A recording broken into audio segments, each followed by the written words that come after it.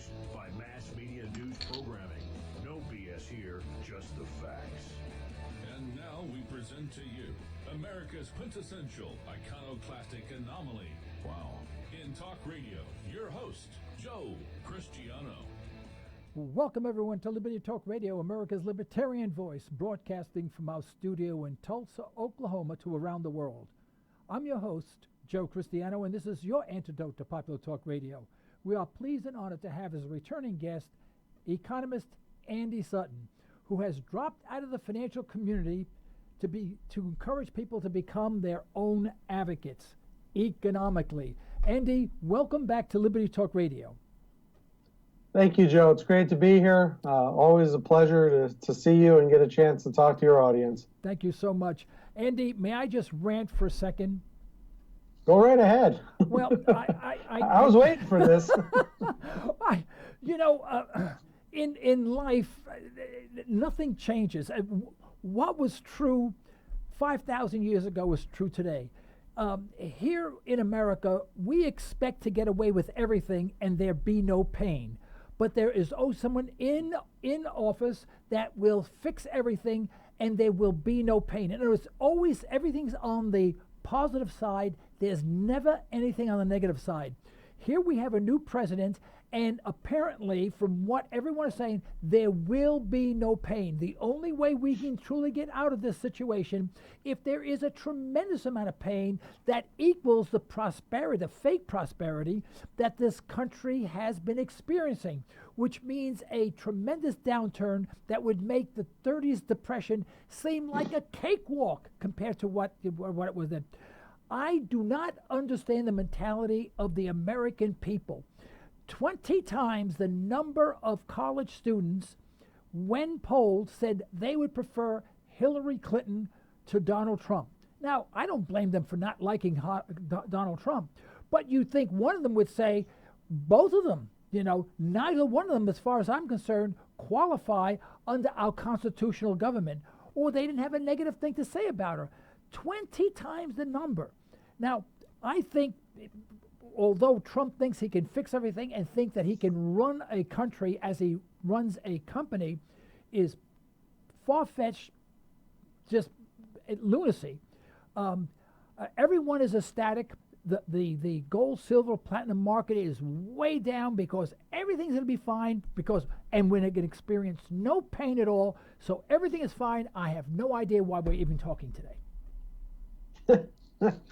Well, that about sums it up. This, Joe, I can't stand if you remember back to 2008, 8 years ago, when Hussein Obama got elected as the president, remember the euphoria? Right. On the left side of the paradigm. Right. Remember how everybody was, Joe, my mortgage is going to get paid for, I'm going to get a free car. Remember all that? Oh, absolutely. Absolutely. Well, all we've done now is we've transferred all of that euphoria to the opposite side of the political spectrum. Everybody thinks that, first of all, let me get this straight. The president is a figurehead. All right? The policies are not set by the president. The president champions some policies, refuses to champion others, but those policies for the next 8 years, the next 20 years, have pretty much already been set. And what we've seen over the last several decades is a continuous path to more debt, a lower standard of living for Americans, reliance on credit, and that has been totally independent of what party or what head of this hydra is in control. Congress, the White House, whatever. It hasn't mattered in the least. And the thought that one guy is going to come in and all of a sudden everything is going to be okay, this is as much lunacy now as it was 8 years ago. And I'm saying that to the people who by nature, you and I, we're more inclined to agree with the people on the right than the people on the left. Right. If you take a libertarian or constitutional perspective, you're going to agree more with the people that are on the right side than the left. Right. And I'm saying to those people that are on the right that are, more like us, you guys are nuts. You're flat out nuts if you think one guy is going to change this whole thing. I hope, it would be really nice if we could get out of all these snares that we're involved in with no pain, but it's not going to happen. But there must It's not be going to pain. happen. You can't erase $20 trillion in debt. You can't erase unfunded liabilities for future payments due, of over $200 trillion. You can't just take a pen and erase that. You can't write it off like you would in a business or go bankrupt and manipulate and use the tax code to enrich yourselves out of it. It doesn't work that way. Yeah. We were talking in the pre-show. You can't deal with China like you would deal with 3M or Apple Computer or McDonald's or any one of these other companies. This is partially a business, government, but it's not a business on a large scale as well. We have a huge welfare problem. We're just going to wipe that out with the swipe of a pen and eliminate the welfare state. Give me a break. It's not going to happen. Then you'd have rioting. I guarantee it. Well, there's too much of the country is invested in the status quo that you're not just going to change things overnight.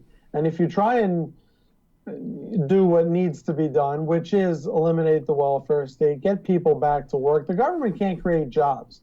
That's another thing.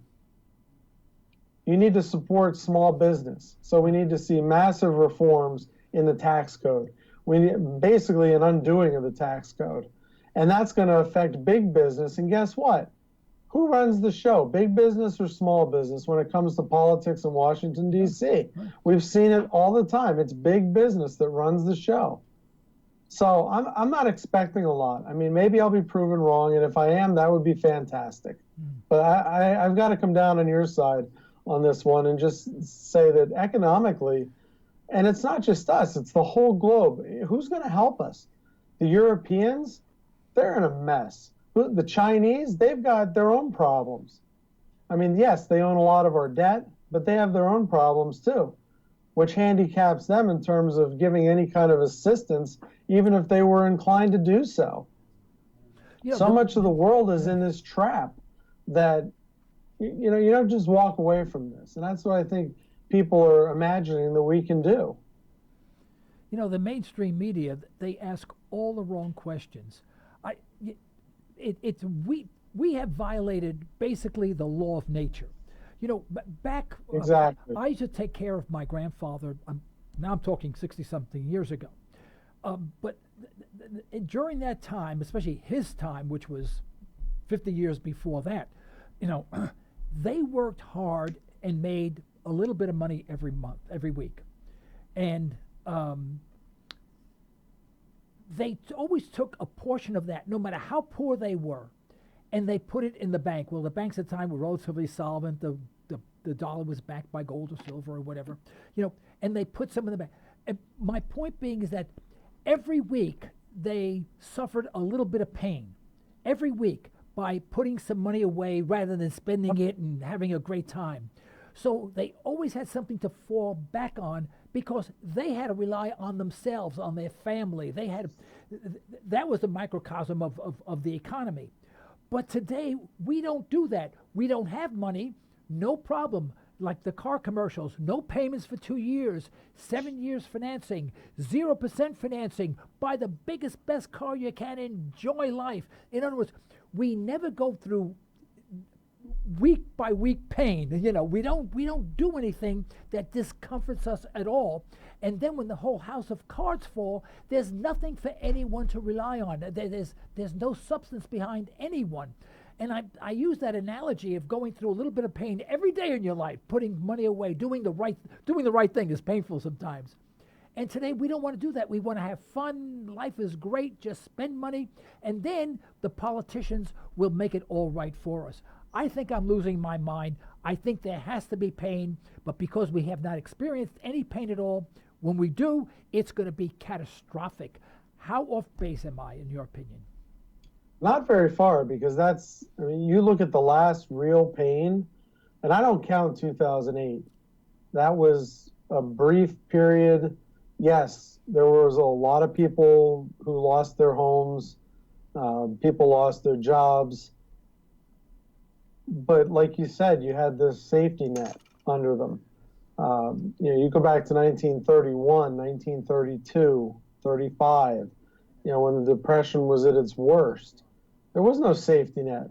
Right. They tried to create one, the Works Progress Administration, Tennessee Valley Authority, those kind of things. They spent the cookie jar to get people employed. And you know what? And they did build a lot of really good, the Hoover Dam, I think, was built during that period of time. Yeah. A lot of the highway systems, started to be built during that time. But here's the thing. That was an investment. It put people to work, but it also created something that would pay for itself over time.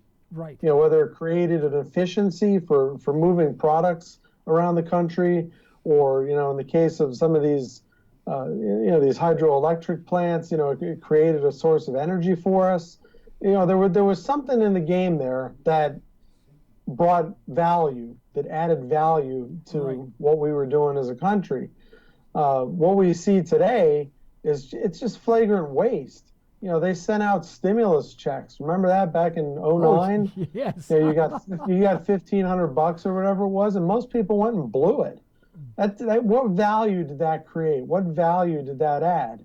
It added nothing. Right. And the thing is, it wasn't an investment because it was borrowed. Yeah. The money, they didn't even have the money to give away. They had to borrow it. Right. They had to issue extra bonds and take on more debt to give money to people so they could go blow it at a shopping mall. And that was their stupid idea of a stimulus. And I say theirs, I mean the whole government. Yeah. The Republicans, the Democrats, they're so far out in left field when it comes to how the thing really works and understanding how things really work, that they have no hope of solving this. Yeah. Andy, excuse me. Andy, let me interrupt you just for a second. Do we have someone holding on the line? We have somebody on the line, but the question mark isn't there indicating that they want to. Okay, well, I didn't say that. Area code 918, you're on the air. If you'd like to ask a question or make a comment, you're on the air. Caller, you're on the air. I cannot hear you. It's either on our end or your end. Either you're not saying anything or our switches aren't working. Okay. If you want to ask a question, press the 1 button so we'll know that you want to break in and ask a question or make a comment. Press the 1 button on your phone. Are they doing that? Okay. All right. Well, if you do, just press. Anyone who calls, please, 646-652-4620, and then press the 1 button if you want to ask a question or make a comment of Andy. Okay? All right. I'm sorry, Andy. Please continue. That's okay. Like I said, as long as the mental model is Keynesianism and deficit spending fixes all ills, and this whole idea of a central bank, a private central bank, as long as we do and continue to do those kinds of things, it's insanity to do the same thing and expect a different result. Right. Just because a different guy or a different person or a different girl or whoever it is giving the speeches and saying the things that people like to hear. And that's the thing I think that was so attractive about Donald Trump, is that he was saying things people wanted to hear. People wanted to hear about the border. People wanted to hear about corruption in Washington and how to rid Washington of corruption. People wanted to hear about the economy and people that have been forgotten by Republican and Democrat administrations alike for the last several decades. But now it comes time. Now the rubber hits the road. Now there's got to be some specifics. Now there has to be some solutions. And the first thing they need to do is stop digging the hole deeper. So we're going to see this real quick when he takes office in January. What's that first budget going to look like? What are we going to cut who are we going to take away from Right. to start cutting the deficit? We need to run budget surpluses, and raising taxes is not going to be the answer. Right. That's not going to do it. They need to cut spending. And when was the last time you heard of a Congress or an administration that wanted to cut spending? They don't. That's how they buy their favors. That's how they buy their votes. So this is going to be really interesting to see and to hear and watch how this whole thing takes place. Yeah. Well, how are we going to get out of these foreign entanglements? You know, there's people way above the president that make these decisions. You know, Dwight Eisenhower, his farewell address, if you will, he said, beware of, you know, this disproportionate accumulation of power by the military industrial complex. That is alive and well today.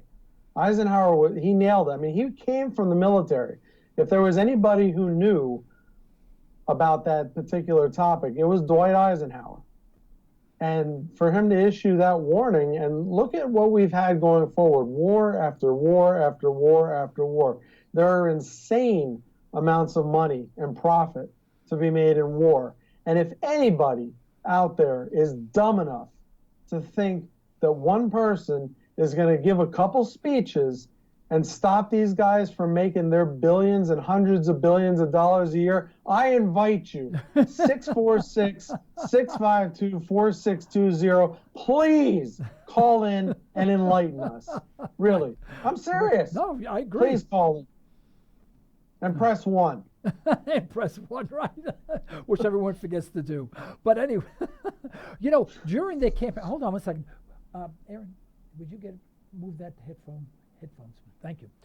What really bothered me during the campaign is that there were 3 general statements that were rarely touched on or expressed, and that was words such as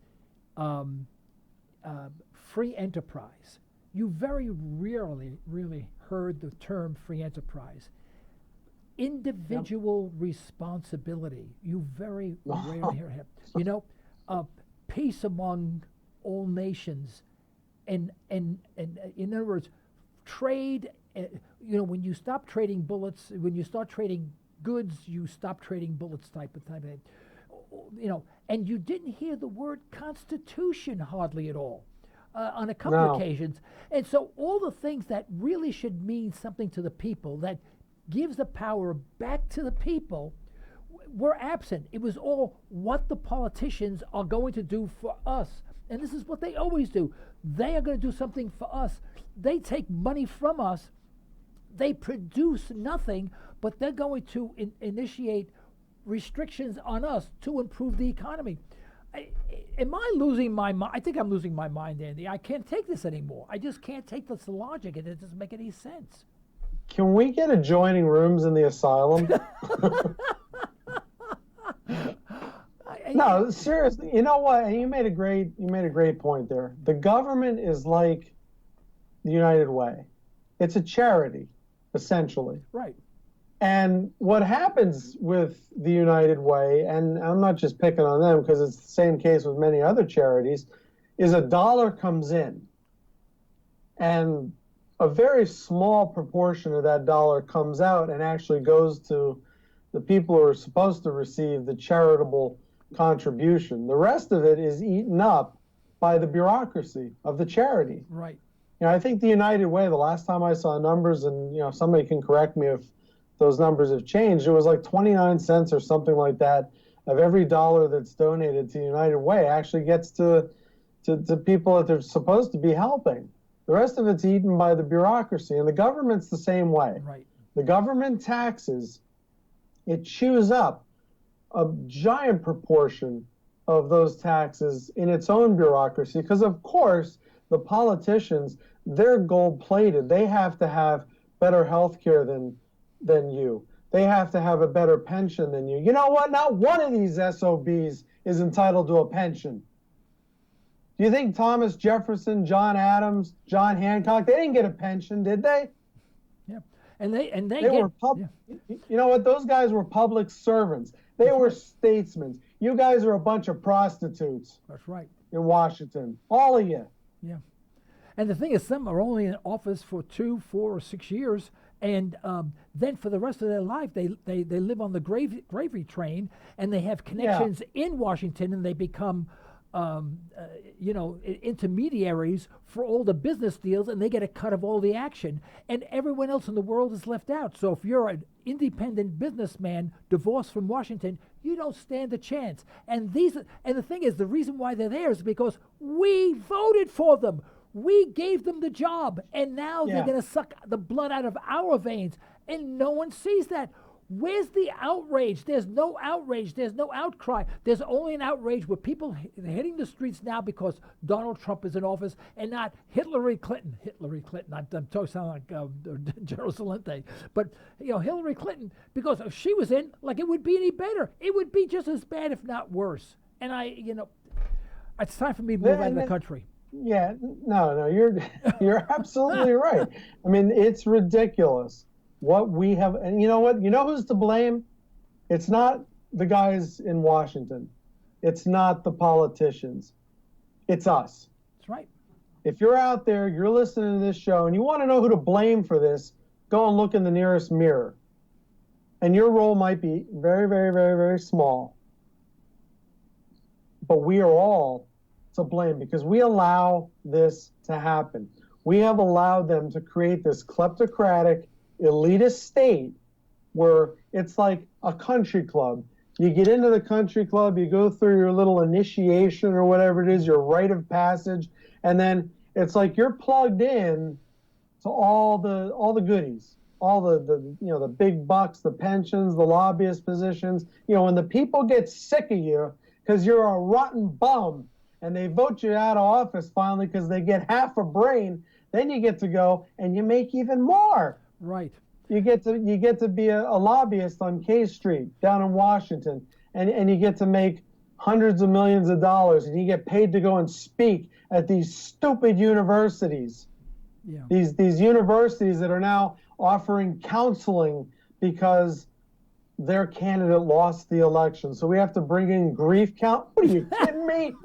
This country's it's a country of wimps.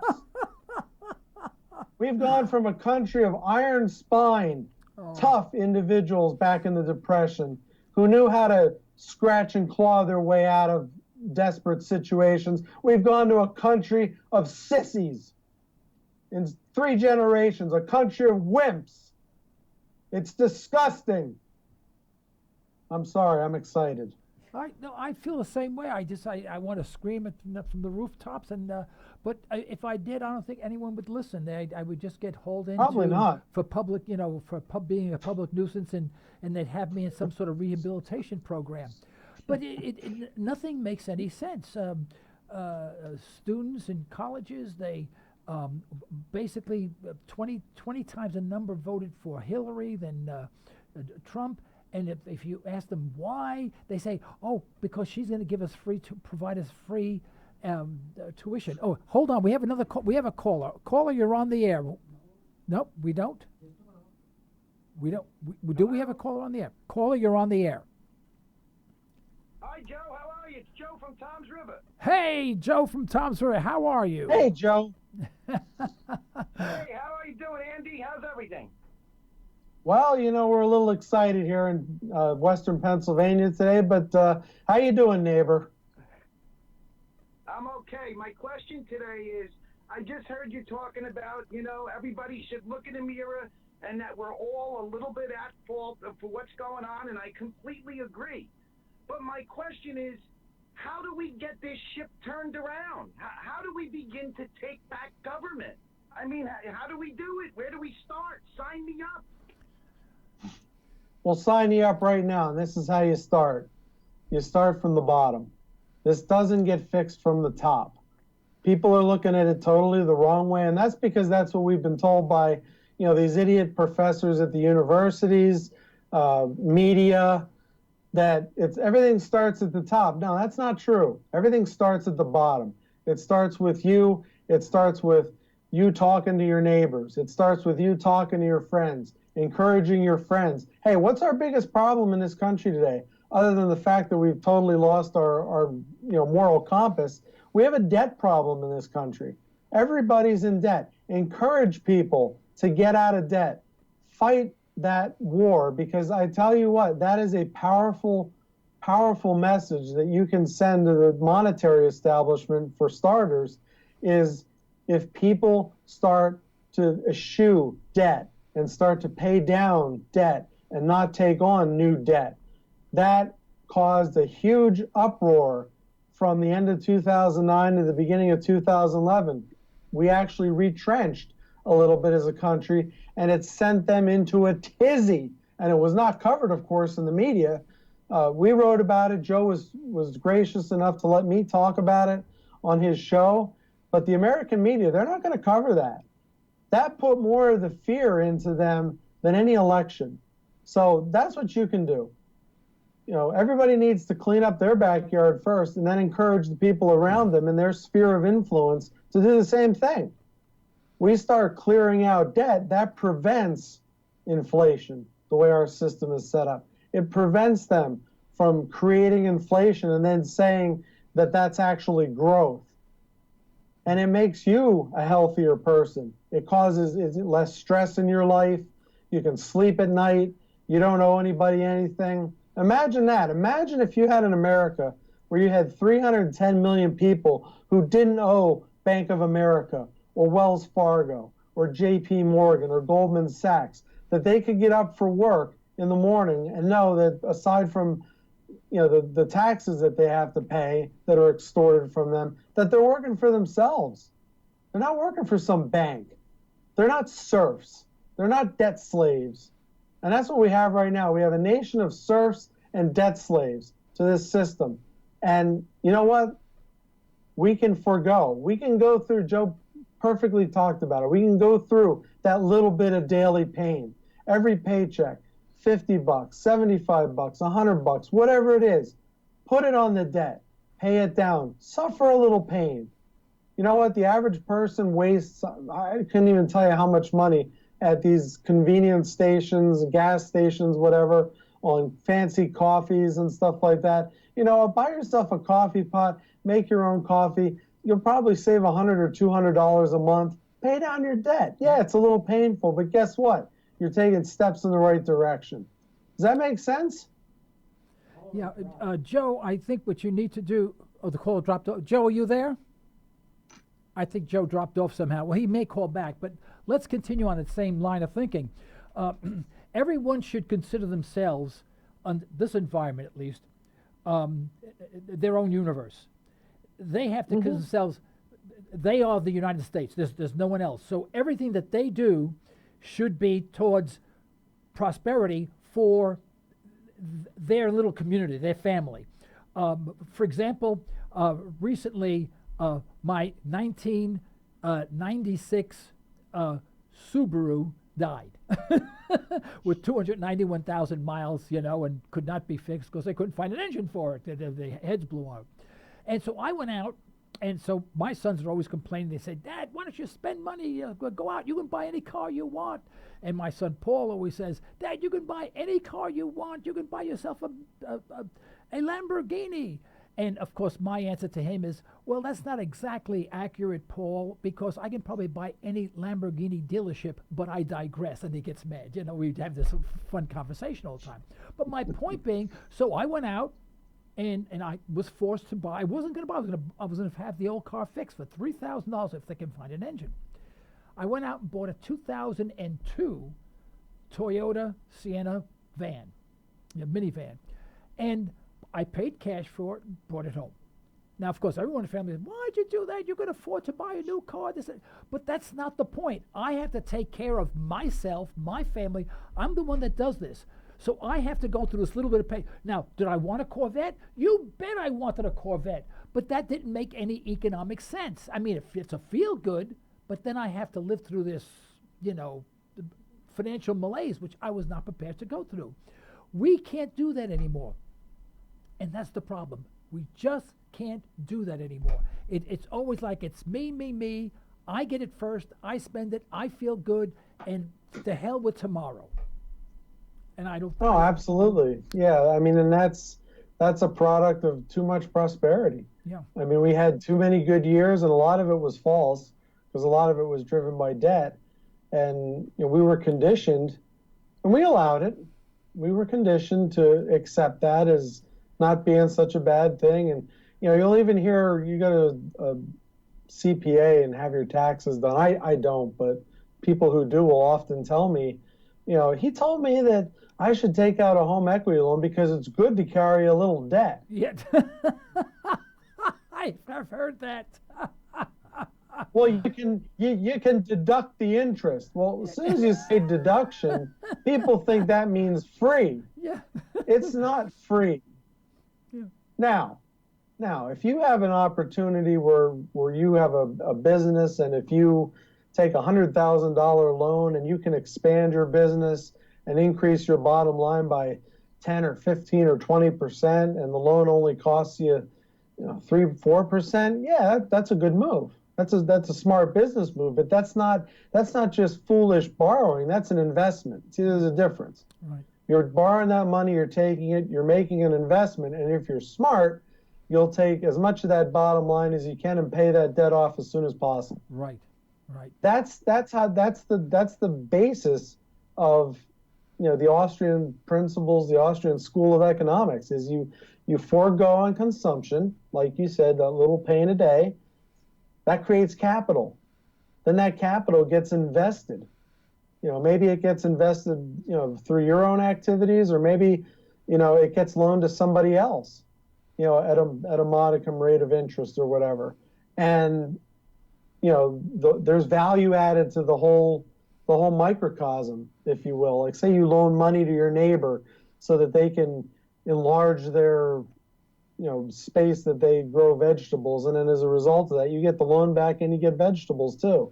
That's value that's added. We don't do that. Right. We spend our capital for what it's worth. There's not much left, but we spend our money on things that are basically coddling devices for us. Whether it's televisions, these smartphones. That people are always constantly upgrading. How does that add value? That's the question you need to ask before you go out and buy something. And if you're of the mindset that you want to change things, all right, you're ticked off, you've had enough of this nonsense, you're sick of hearing this side argue with that side with the same results every time around, and you want to make a change, start at home. Make the change there. If you're willing to commit to that, you need to ask yourself before you make a purchase, does this add value? Now, granted, the grocery bill, that kind of stuff, you got to survive, so you got to buy that. I'm talking about it, discretionary type things. Is this going to add value to what we're doing? If I'm trading in the old gas guzzler that gets 3 miles to the gallon or 3 gallons per mile, and getting rid of that and making an investment in a car that gets 35 miles to the gallon, so I can save gas money on my hour-long commute every day, Yeah. that's going to bring value. Right. That's going to make sense because that's going to create savings down the long run for you. But people are making decisions based on emotion, spontaneity.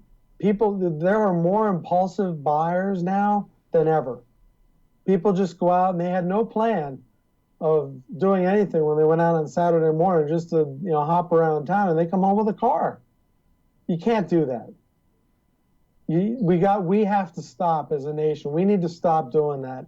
And like I said, that's where it starts. It's going to start with people like you, myself, and then guys like Joe and Tom's River. People like that are going to have to make decisions. And I think he's already probably made that decision, but other people are going to, if they're dissatisfied, you're going to have to make a decision that you're going to have to start at home. It starts by looking in the mirror. What can I do better? What can I do differently? Yeah. And it might seem minuscule, and it is at the beginning, but then, like I said, you pass that on to your sphere of influence. They see, hey, these guys are relaxing a lot, and they're not stressed out and arguing about money at home all the time and all that kind of stuff. It's something that'll catch on. Every revolution starts small, and this is a revolution. It's not going to be fought with guns and bullets, I hope. It's going to be fought with common sense, smart decision making, and critical thinking. You know, you made a comment. People have to look inwardly, look at themselves, look at the situation they're in. But we're not doing that as a culture. We're looking at television. And what does television tell us to do? Half of the time, there's a commercial saying, you can be a better person, you can be happier, you can be more popular, you can be more beautiful, you can be more attractive if you only bought this crap, basically. And this is what this is what they're attuned to constantly. There are programs. One program I pass by every once in a while, which I think is kind of hilarious. It's Hip Hop Hollywood or something like that, and it's kind of funny because it's the essence of spending.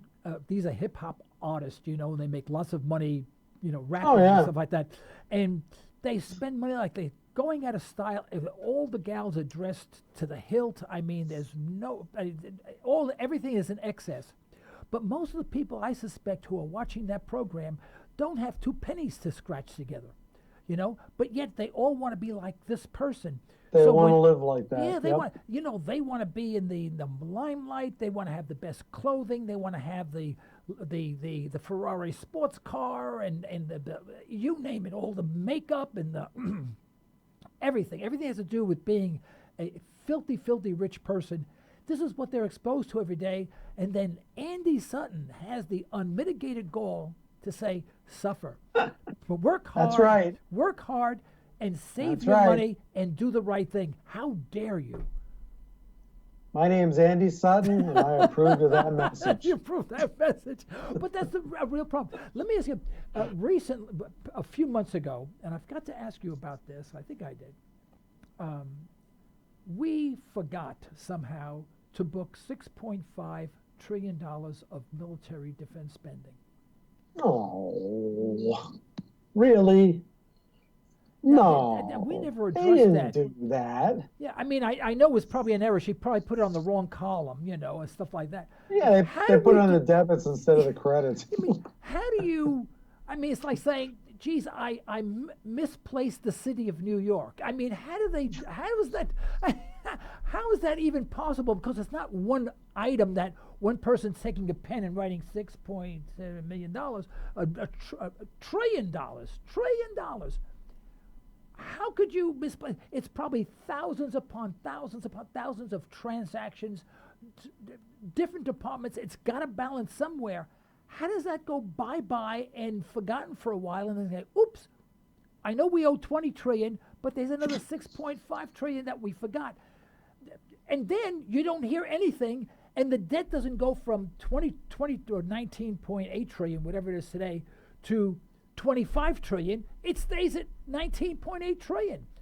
Yeah. Did someone swallow it? I want to do that. I want to buy a Lamborghini and say, oh, I forgot to pay the note. It's a free car. Just throw it away. Yeah.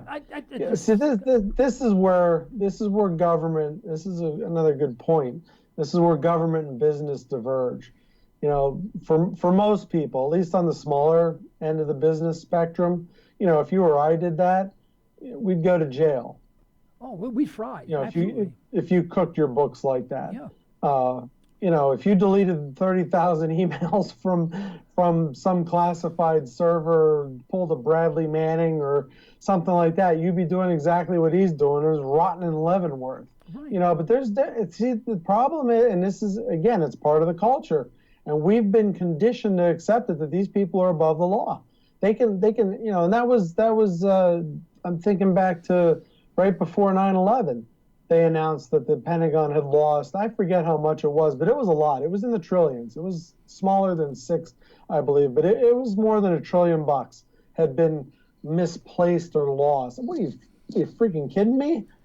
I mean, seriously, you have like a million accountants working in the government, and you guys can't find $1 trillion? That's like looking for an elephant in my living room. Yeah.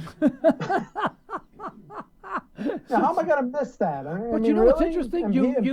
People are stupid enough to buy this. But you never hear a follow-up. I mean, the next day they mention it, but then you never say, well, the $6.5 trillion was found. It's booked in these categories, and it will be added to the debt. If you look at the debt clock tomorrow, tomorrow it's not going to be 19 trillion, it's going to be 25 trillion.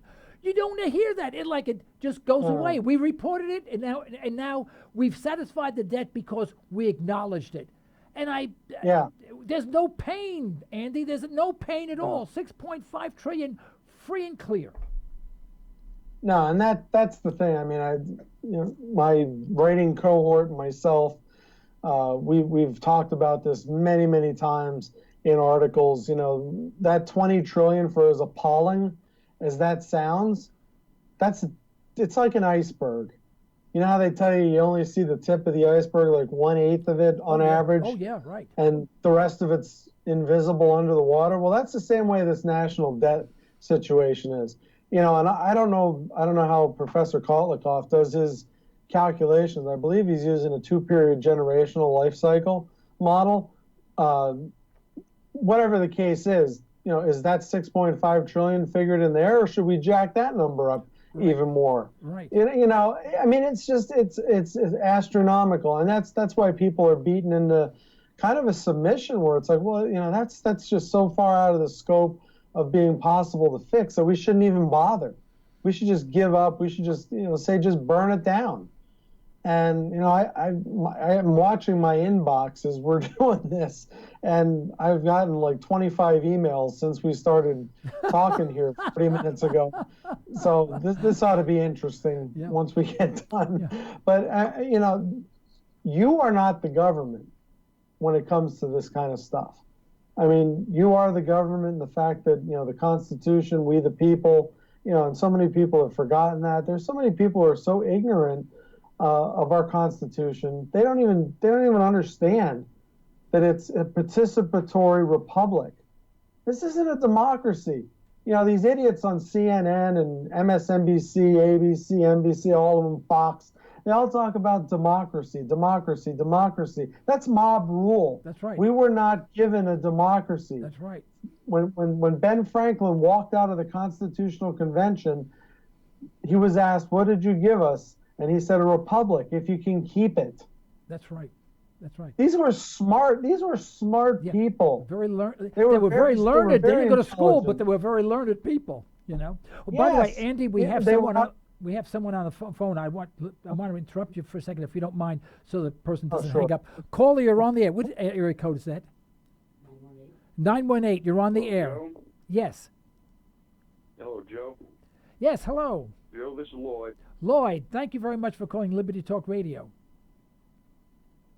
Yeah, between the three of us, we all know that the economy is some point in the near future, maybe a little longer, is going to go down. We know that, because just simple economics and a little bit of common sense, a person can see that. But the thing of it is, doesn't matter what president you get, it's not going to change the situation. It may push it forward a little bit, may let it drag on a little longer. Are you hearing me, Joe? Oh yes, we can hear you loud and clear. Yes, we're listening. Oh, okay. I'm getting an echo on my end. But anyway, the thing of it is, see, now I did vote for Donald Trump, and for the reason is we know that we're going to go through hard times, economic hard times that I've, kind of playfully called the zombie apocalypse. Now, with Hillary Clinton, you're going to go through the zombie apocalypse without your guns, because she's going to go against the guns, and she was going to put in Supreme Court justices that were going to affect our lives for the next couple of decades. And with Donald Trump, he's pro-gun and going to put in Supreme Court justices that are going to keep our guns. So this way I go through the zombie apocalypse with a gun to protect myself. Right. Now, we're not going to avoid the zombie apocalypse, but I mean, that's the reason I voted for Trump. And that's the first Republican or Democrat I've voted for in a presidential general election since 1988, or 1984, actually, yeah. Well, do you think, Lloyd, that there is an analogy here when we see all these zombie movies what they are really saying, just like so many movies that they had, 30, 40 years ago, today we reflect back on those movies and say what they were telling us something. And it really wasn't the monster. It was Absolutely. the monster was the government. And do you think the zombies are not really zombies? They're regular walking around human beings who are graduates of our school system and who believe in the system. They are really Yes. the zombies. Are they telling us that, in your opinion? I didn't catch everything you said there, but we do have people out there. I mean, right now they've got the protests going, against Trump, which are basically, from all indications, it's orchestrated by George Soros as usual, because I think you mentioned earlier, our government is not run by the president and our congressmen. There's a shadow government that runs things behind the scenes for the most part. Right. And what we have are basically people that can help protect our rights on a limited scale.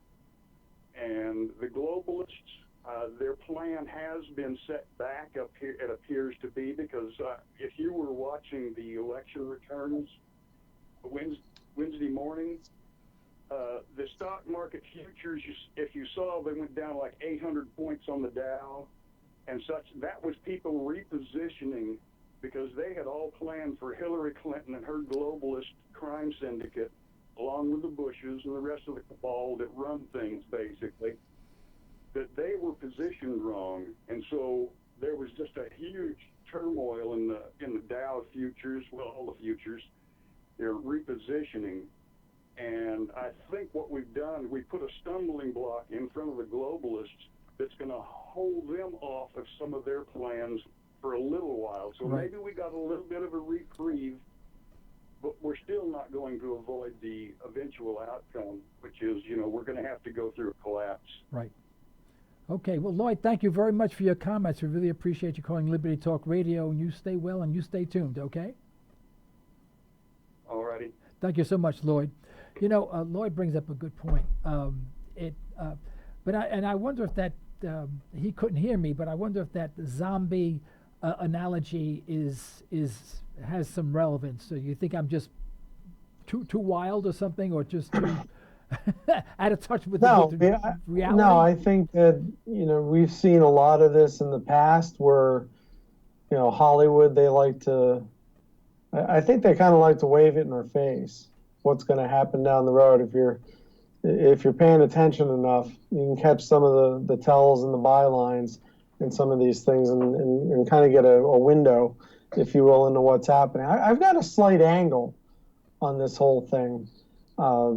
I don't believe that the globalists were fooled or surprised by what happened on Wednesday or Tuesday, or between the combination of those 2 days. These are not stupid people. I don't give them much credit for anything else, but I will say they are very intelligent people. They are thinkers, and they always have a backup plan. And personally, my own opinion of this, I think they cut Hillary loose. She was too much of a liability. She was into too many things. There was, all this stuff that had gone on, regardless, whatever it was, too much of a liability. So let's put this other guy in. Let's let it go. Let's let it ride. Yeah. And, because they know who runs things. And Lloyd's absolutely right. It's not the president. It's not the Congress. The Congress is bought and paid for, even if the president isn't, or says he isn't. Yeah. They'll have leverage. Mark my words, they will have leverage. Yeah. So even if it's not through the White House, they've got it at the Capitol. All those, a president, other than the executive order pathway, can't really do much without having Congress along with them. Now, things have burned faster when we've had left-leaning administrations. They've burned a little slower when we've had right-leaning administrations. But the bottom line is, we've been collapsing for the last 15, 16 years. It really peaked in 98, 99, and things have been pretty much going downhill ever since. And the only reason that we even see the fake prosperity we see is because of the allowance of this massive accumulation of debt. You take that debt out of the economy, we've gone nowhere. We've gone backwards in the last 20 years. We've gone backwards. I'm talking like perpetual, persistent recession / depression, minus all that borrowing and all that debt. We hit $1 trillion of national debt in 1986. We were at 14 trillion, I believe, 4 years ago in 2012. I think it was in a Ron Paul commercial. They talked about $14 trillion. 4 years later, we've accumulated another 6, almost. So it took more than 200 years to accumulate the first trillion, and 6 trillion was accumulated in just the last 4 years. Right. It is accelerating. It's going to continue to accelerate. Unless you have people that are going to grow a backbone and are willing to say, no, we're not going to, this debt clock is going to stop. Well, it's going to stop moving up, and it's going to start moving backwards because we're going to take away X from this program, we're going to take away Y from this program, and we're going to take away Z from this program.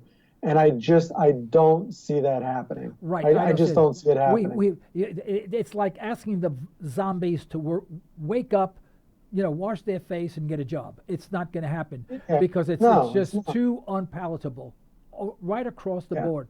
And that's what we should do. Now, where do you see this going? Back in, was it 1991 and 92, Ross Perot was railing about the fact that we were approaching a $4 trillion national debt. And now we are now approaching 20 trillion, 5 times further. And of course, the naysayers would say, oh, see, it really doesn't make any difference. They were concerned at 4,000, now we're at 20,000, and nothing has happened. Thus, everything will be fine, and we'll go another 20 years, and it'll be 100 trillion, and nothing will happen. We'll just be fine. Give us. We have about 5 minutes or 7 minutes left. Where do you see our currency going? Where do you see? I mean, for example, if we have any confrontation with China, all they have to do is sell off their bonds that they hold with us, and they could level our currency, and everyone else will follow suit, and our money would not be accepted anywhere. They can destroy us within hours, but people don't realize that. All they have to do is hack them off enough where they feel they're better off dumping our bombs on the open market. Everyone else will follow, and our currency will be worth squat. But where do you see this thing going?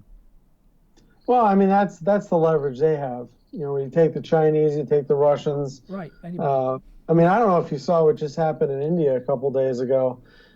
Things are getting pretty wild over there. I mean, the government came out and banned banknotes. Yeah, they said it's to fight corruption, and the Indian people apparently aren't any smarter than Americans because they went for it. The gold stores over in India, you can't buy gold. It's gone. It's all been purchased. I don't know that I see such an awakening happening here because people by and large in this country don't understand precious metals as a monetary medium just because it hasn't been used in so long. We've got too many generations that are separated from this. The point of fact is, Europe ran into problems when debt to GDP got to 100, 103, 106%. Yeah. We're well past that. And the only reason we get a free pass on that for now is because the dollar is the world's reserve currency. What it comes down to, all of this, this everything. You look out your window, you see the U.S. economy, you see what's going on, you see it kind of stumbling along with the rest of the world. All that is a function of the rest of the world's tolerance to accept this idiotic dollar standard. Right. And that incidentally is why we have such a military occupation mentality when it comes to places like the Middle East, when it comes to places like the Far East, with North Korea, places like that. Anybody who's not bought in to this IMF, World Bank, US dollar standard, is a terrorist. They're Right. a unfriendly nation. They're a rogue state. Gaddafi. All the accounts you read of Muammar Gaddafi in Libya is that he spent so much of the oil money that the country brought in. They spent it on his people. That's right. They had free But schooling, beautiful housing. But you know what he wouldn't do? He wouldn't take the dollar. He wanted payment, In in Afrikaans. non-dollar terms, and he got a bullet in his head for his trouble. Yeah. Same for Saddam Hussein. Now he was no angel.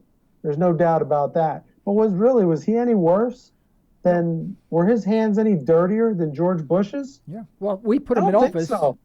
We propped him up. Andy, we do have someone else on. I think we have someone on the line. What's the area code on that? Is that 918? Yeah, it's Joe from Tom's River again. I got cut off before. I got another question. Okay, go ahead, go. Okay, about the Federal Reserve. Where does he ever see the Federal Reserve ending and the power to print money coming back to the Treasury? Because I have a feeling if we don't get rid of the Fed, we're just going to continue to go further and further in debt with the free money. What does he see with the Federal Reserve? He's exactly right. That is the linchpin of the fiat system. Right. London and Washington, D.C. in that regard, New York, those are the three capitals of this fiat dollar standard. It is propped up by the Federal Reserve and just wanton creation of fiat money. Now, Ron Paul tried to audit them for how long? I mean, he was on your show not too long ago. He's been trying to audit them, I think, since the 80s, unless I missed my guess. I believe he started that campaign, 30 years right. ago. Absolutely, yeah. To try to just look at their books, and they won't even let that happen. That is you want to take this whole thing down. That is one thing that has to come first, aside from what we talked about earlier with people doing what they can do to improve their own situations within this system. But there's got to be somebody that's willing to face off against those guys. And I tell you what, that's where the real central hub of power is. Right. It's in the banking system. It's in that fiat monetary system, that dollar standard, the petrodollar, whatever you want to call it. That's where that lies. I don't see Donald Trump. I don't see Hillary Clinton. I don't see any establishment politician being willing to even go head to head with those guys. Yeah. Ron Paul tried. I'm surprised he's still alive. Honest to God. That's right. Yeah, I'm surprised the man is still alive. I think he's still alive only because they knew that he was a mouthpiece, but didn't have that many ears, and the ears that he did have were people that of no significance. They were students, they were young people, there were people, educated people, and there was a small minority. And what that was the sort of legitimized the U.S. system, saying, "See, we allow all points of view." Yeah. And so I agree. they in fact, I think, embraced the fact that he was there, knowing. Well, I remember when he was in New Hampshire when he was running for president, he had a rally. And I forgot the number, but there were like 17,000 people who showed up. And Romney was down the road, and he was having a rally, and only a couple of hundred people showed up. And the next day, Romney had 17,000 votes, and Ron Paul only had 700 votes. So you just know the system is rigged. They want someone out there so they can say, well, he's an oddball, let him go. But it's a free country. We allow everyone to have their piece. And this is not done anyplace else but America. Aren't you lucky? Andy, we're about out of time. Would you please wrap up the last 30 seconds or so? I got one morsel of food for thought. We talked in 2012 about Ron Paul, and I said, wouldn't it be nice if he won? But they might just let him win to get us thinking that, hey, we still have a real republic here. Right. Look at what happened on Tuesday. Yeah. And ask yourself if that wasn't one of those, hey, let's use this guy as a lightning rod and quiet everybody down. Yeah, good point. And get him back to sleep. Yeah. Get him back to sleep. Hey, visit the blog. Appreciate you having me on, andysutton.com. You can find all our thoughts, writings, podcasts. We got pretty much everything up now. Please visit. There's a contact link there. Get in touch with me. I look forward to hearing from everybody. Thank you for having me. Right, and they can find you on the My 2 Cents as well, right? You're Yes. still writing My 2 Cents. Okay, Andy, thank you so much for being on our program. We hope you will accept our invitation to return at a later date. Folks, this is the end Absolutely. of today's Thank you, Andy. Folks, this is the end of today's program. We'd like to thank our sponsors for the financial support, and we'd like to thank you for listening in. You can further the cause of liberty by recommending this program to your friends, and let us hear from you. Our email address is comments@libertytalkradio.com. Remember, as my wife would say, you're either allowing your liberties to be taken away or you're striving to protect them. Unfortunately, there is no middle ground. Until next time, this is Joe Cristiano. You've been listening to Liberty Talk Radio. Stay well, stay tuned.